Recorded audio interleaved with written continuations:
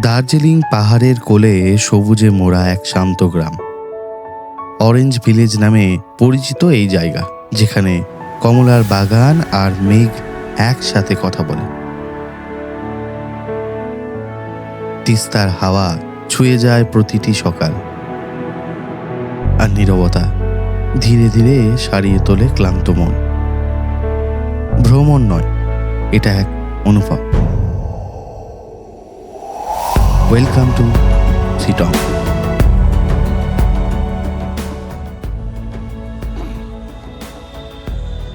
আরও একবার বেরোচ্ছি ঘুরতে। কোথায় যাব সেটা তোমরা দেখতেই পাবে ভিডিওতে। তবে এই শীতে, আরও শীতে যাচ্ছি আমরা সবাই মিলে ঘুরতে। আর যেহেতু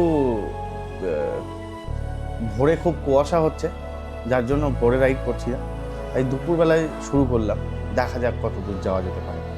108.6 পাওয়ার ন্যাপ তোমাদেরকে অনেক অনেক ওয়েলকাম জানাই। আমি পুচকা, তোমাদের দোস্ত, তোমাদের হোস্ট। আজকে পুরো রাইডে তোমাদের সাথে থাকবো।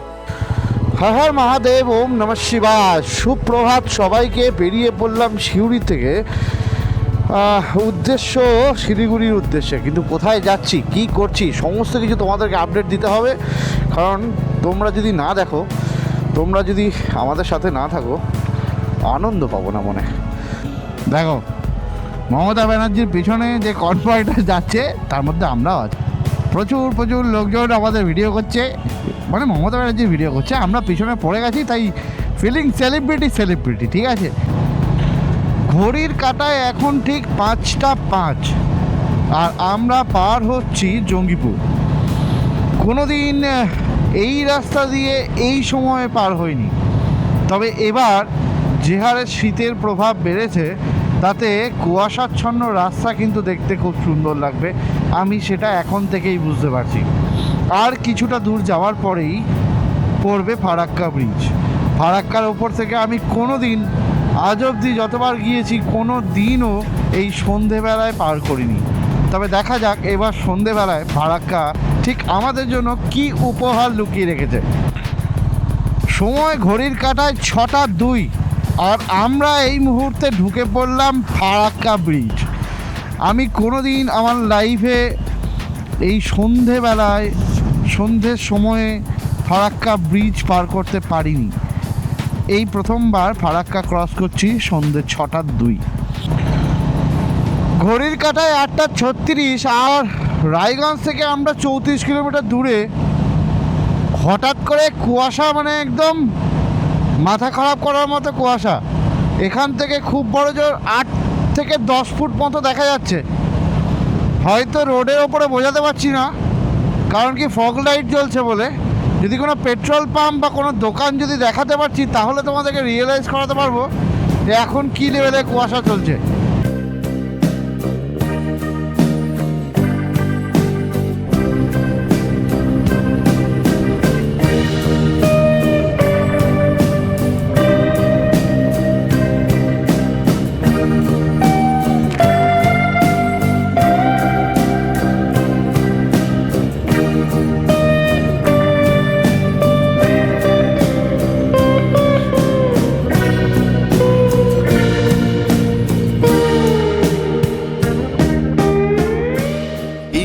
আমরা বেরোচ্ছি রায়গঞ্জ থেকে। গতকাল রাত্রিবেলায় এত কুয়াশা ছিল, ধরা ছাড়ার বাইরে। নিশ্চয়ই ভিডিও যখন পোস্ট করবো তখন তোমরা দেখতেই পাবে। আর এখন অনেকটা দেরি হয়ে গেছে, বিকজ আমরা অনেকটা ল্যাব খেয়েছি। আমাদের টোটাল রাইড আছে আজকে এখন 10 কিলোমিটার, আর মোটামুটি 6 ঘন্টার মতো টাইম লাগার কথা। তবে একটু রেস্ট নিয়ে যাওয়ার প্ল্যানে আছি। সবাই অলমোস্ট রেডি। কই কারা রেডি? হাত তুলে দেখাতে হবে যে আমি রেডি।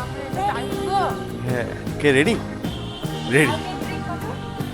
নমঃ পার্বতী পতে, হর হর মহাদেব, ওম নমঃ শিবায়। হর হর মহাদেব। স্বপ্নপুরীতে সবাইকে ওয়েলকাম জানাই। 108.6 পাওয়ার ন্যাপ তোমরা দেখছো এই মুহূর্তে। আমি পুচকা, তোমাদের সাথে তোমাদের দোস্ত, তোমাদের হোস্ট। রাস্তা চেঞ্জ করার পরে অফরোডিংয়ের মুখোমুখি আমরা। তবে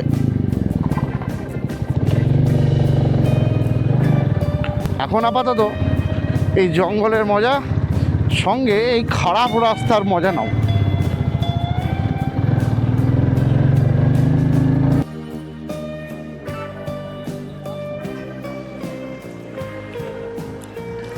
এই বিকেল 5টার সময় মিষ্টি মিষ্টি লেবু খাওয়ার কারণ এখন আমরা লেবু রাজ্যে। গোটা শিটং জুড়ে এখন মনে হচ্ছে কমলা এক রঙে মেতে উঠেছে। এই মুহূর্তে গোটা বাগান জুড়ে শুধুই লেবু লেবু আর লেবু। এই শীতকালে কিন্তু সবাই চলে এসো লেবু খেতে সোজা শিটং। বিকজ আর কিছুদিন পর, মোটামুটি আর 15-20 দিন পর কিন্তু তোমরা আর এই লেবুটা আর পাচ্ছ না। তারপর হয়তো প্রিজার্ভ করা থাকবে যেগুলো, সেগুলোই আমাদেরকে কিনে কিনে খেতে হবে। তবে এইরকম গাছ থেকে ছাড়িয়ে খাওয়াটা সচরাচর সবার কপালে জোটে না। এই হলো লেবুর রাজ্য শিটংয়ে আমরা। Welcome to Sittong.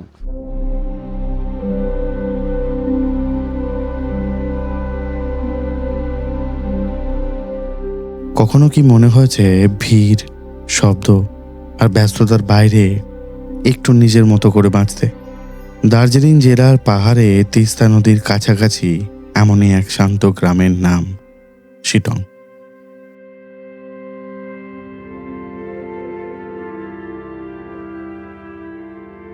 আজ আমরা জানব শিটংয়ের গল্প, শিটংয়ের মানুষ, সংস্কৃতি, খাবার এবং প্রকৃতির অপার সৌন্দর্য।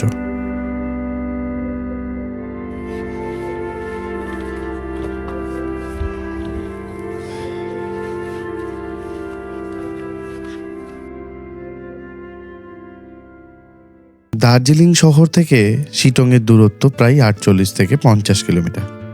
গাড়িতে যেতে সময় লাগে গড়ে 2 থেকে 2.5 ঘন্টা। দার্জিলিং থেকে প্রথমে যেতে হয় লেবং, পেস্কোখোলা, তিস্তা বাজার, লাটপাঞ্চার হয়ে শিটং। পাহাড়ি আঁকা বাঁকা রাস্তা, চা বাগান আর নদীর দৃশ্য এই জার্নিটাকে করে তোলে এক সুন্দর অভিজ্ঞতা।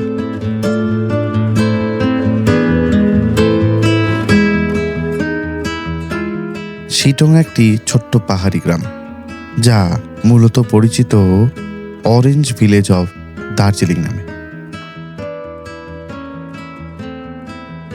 শীতকালে নভেম্বর থেকে জানুয়ারি পর্যন্ত পুরো গ্রামে ভরে ওঠে কমলা বাগানে।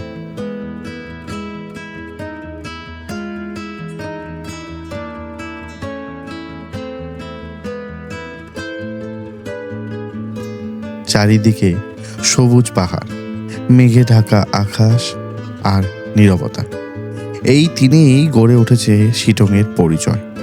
এখানে বড় হোটেল নেই, আছে উষ্ণ হোমস্টে, যেখানে অতিথিরা পরিবারের মতোই থাকে।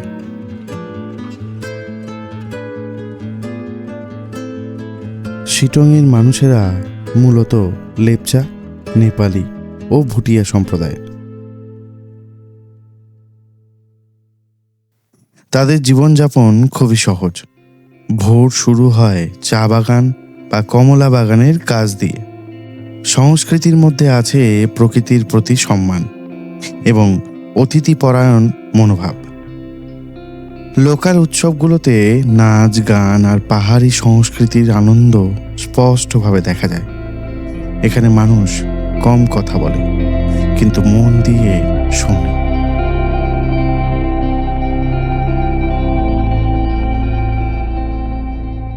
শিটংয়ের খাবার খুবই সাদামাটা, কিন্তু ভীষণ সুস্বাদু। এখানে পাবেন ভাত, ডাল, তরকারি, পাহাড়ি শাকসবজি, মোমো ও থুকপা, ঘরে তৈরি আচার আর শীতকালে টাটকা কমলা। यही आपका किचन है, यही आपका मतलब घर है? यहाँ से दुकान भी चलता है? और ये मतलब फेस कम है, सीजन में चलता है। और बाकी आप लोग का ये जो चीज़ जो आप लोग लेके आते हो, वो नीचे से लेके आते हो क्या? सब सिलीगुड़ी से आता है, उसके लिए कीमत ज़्यादा है क्या? ক্যারিং চার্জেস लगता है। অপূর্ব সুন্দর সব কাঠের ডিজাইন করা किचन। अब ये पूरा फैमिली है आप लोग? पूरा फैमिली। अभी क्या बन रहा है? मोमो के लिए। আচ্ছা, হোমস্টেতে খাওয়া খাবারে কোনো কৃত্রিমতা নেই, সবটাই ঘরের স্বাদ। এক কাপ পাহাড়ি চা আর ঠান্ডা হাওয়া, এই দুয়ে মিলিয়েই শিটংয়ের খাবার সম্পূর্ণ। ये स्पेशलाइजेशन खाना मतलब कि इधर का मोमो ही है, हाँ, मोमो मेन खाना। मोमो मैगी वही वही मोमो मैगी वाई वाई, ये वाई वाई सारा सिलीगुड़ी से ही आता है। तो ऐसा प्लेन आटा गूंथ के होता है या फिर इसके साथ कुछ मिलाते हैं? प्लेन प्लेन प्लेन होता है, प्लेन आटा नहीं, मैदा है, मैदा। मैदा। फिर उसके बाद जो हम लोग जब बंगाल में खाते हैं ना, मोमो का अंदर का जो क्या बोलते हैं उसको, पूर जो डालता है ना अंदर, हाँ, वो थोड़ा ड्राई जैसा होता है, लेकिन इधर इधर तक इधर थोड़ा जूसी अब जैसा तो होता ड्राई है। नहीं बनाते ड्राई हैं, नहीं। वो पूरा जो वेजिटेबल का जो जूस है वो साथ ही वो ये करते हैं। শিটং শেখায় কম থাকলেও শান্তিতে থাকা যায়। এখানে এসে মোবাইলের নেটওয়ার্ক দুর্বল হয়, কিন্তু মনটা শক্ত হয়। কিছু জায়গা আছে যেখানে গিয়ে মন ভরে না, বরং একটু মন ভারী হয়ে যায়।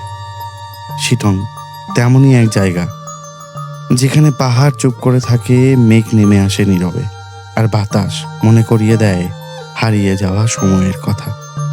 কমলার গাছগুলো আজও ফল দেয়, কিন্তু অনেক গল্প আর কাউকে শোনানোর নেই। শিটং কাউকে ধরে রাখে না, তবু মনটা রেখে দেয় ওখানেই, যেখানে পাহাড় কথা বলে আর মানুষ শুনতে শেখে।